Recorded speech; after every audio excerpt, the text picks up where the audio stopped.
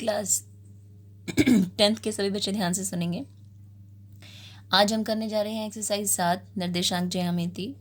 निर्देशांक जो भी हम एक्सरसाइज अब करेंगे वीडियो के थ्रू, हम उसमें ये भी डिस्कस करेंगे कि कौन सा टॉपिक अब सीबीएसई ने डिलीट कर दिया है। तो इस एक्सरसाइज के अंदर जो टॉपिक डिलीट हो चुका है बेटा वो है त्रिभुज का क्षेत्रफल।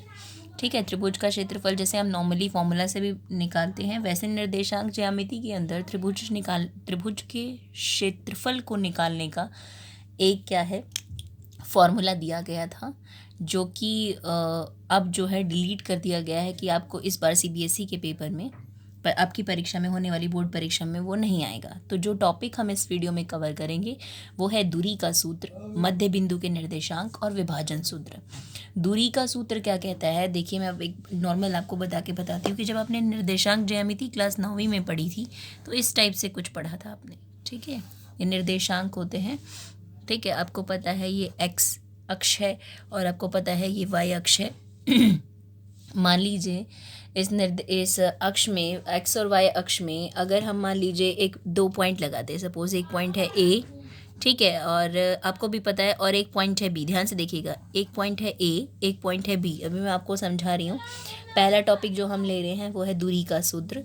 तो पॉइंट ए जो है, ठीक है, आपको पता है पॉइंट ए जो है, कोई भी बिंदु जब हम पढ़ते थे निर्देशांक में तो हम बताते थे कि एक उसका एक्स कोऑर्डिनेट होता है, एक्स निर्देशांक होता है, और एक उसका वाई निर्देशांक होता है। ठीक है, उसी तरीके से बी बिंदु जो है उसका भी एक एक्स निर्देशांक होगा और एक क्या निर्देशांक होगा, वाई।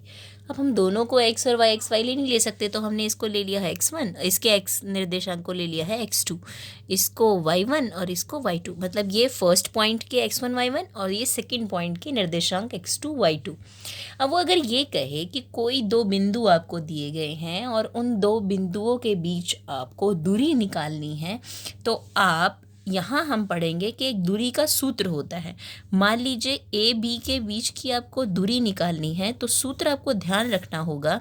सूत्र होता है √x2 माइनस x1 की power 2 plus y2 minus y1 की पावर 2 होल पावर 2 है। ये आपको ध्यान रखना है, ये फॉर्मूला है, ये आपको ध्यान रखना होगा कि किसी भी 2 बिंदु के बीच की जो दूरी है वो हम इस तरीके से निकाल सकते हैं। ठीक है, √x2 माइनस x1 की power 2 plus y2 minus y1 की पावर 2। अब मैं आपको अगर एक एग्जाम्पल लेके इस क्वेश्चन को समझाना चाहूँ, मान लीजिए मैंने कहा कि 2 बिंदु हैं। एक बिंदु है जिसके निर्देशांक है 2 और 3, और एक बिंदु है जिसके निर्देशांक है 4 और 1। तो एक बात बताइए, ये मान लीजिए हमें नहीं, उसने नहीं बता रखा ये ए और बी पॉइंट है। मान लीजिए हम कहते हैं कि ये पॉइंट ए है और ये पॉइंट बी है, तो ये ए के बिंदु के निर्देशांक ये है x1, ये है y1, ये है x2, ये है y2। अगर आप ऐसे लिख लेंगे ना तो इससे कुछ होता नहीं है, इससे सिर्फ आपको वो वैल्यू फॉर्मूला में पुट करने में आसानी हो जाती है। अब हम इन 2 बिंदुओं के बीच का जो दूरी है वो निकालेंगे। तो बेटे दूरी देखिए कैसे निकालेंगे। आपको पता है x2 माइनस x1, यही लिखा है ना, यहाँ पे लिखिए 4 माइनस 2 की power 2 plus y2 minus y1। y2 कितना है 1 और y2 कितना है 1 और y1 कितना है 3 की पावर 2। फाइन, अब आप इसको सॉल्व कर लीजिए। सॉल्व कैसे करेंगे बताइए। 4 माइनस 2 क्या होता है 2, पावर 2 रहेगी ही। 1 में से 3 जाएगा, अब देखो 3 में से 1 जाएगा 2, और बड़े की साइन रहता है, ये आपको ये चीज़ पता है, ये तो आप समझ जाते हैं, -2 की पावर 2।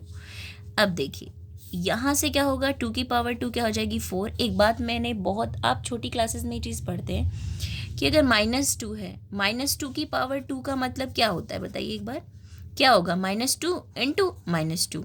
अब बताइए ये क्या होगा, क्या आएगा आंसर में 4। जब भी किसी माइनस की इवन पावर होती है तब आंसर हमेशा पॉजिटिव आता है, ये आपको ध्यान रखना है। जब भी माइनस अंदर है ब्रैकेट में और उसकी पावर इवन पावर है, जैसे कि 2, 4, 6, 8, तब आंसर जो होगा वो हमेशा पॉजिटिव आएगा। लेकिन अगर इसकी पावर ऑड पावर है, जैसे कि 3, 5, 7, तब आंसर हमेशा क्या होता है, माइनस में आता है। तो ये इसकी पावर इवन है तो ये आंसर कितना हो जाएगा 4। और बताइए 4 और 4 कितना होता है 8।